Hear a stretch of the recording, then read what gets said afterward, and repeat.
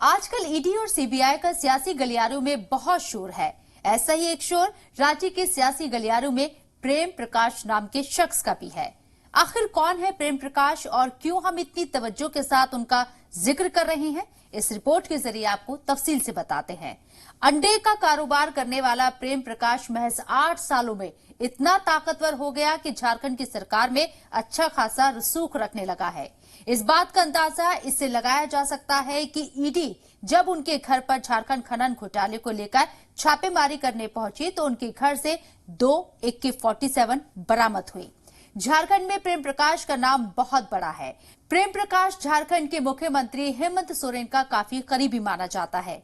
कहा तो यहां तक जाता है कि झारखंड में IAS अफसरान के ट्रांसफर पोस्टिंग में प्रेम प्रकाश का दखल होता था। मूल रूप से सासाराम का रहने वाला प्रेम प्रकाश पहले स्कूलों में मिड डे मील के लिए अंडा सप्लाई करने का काम करता था।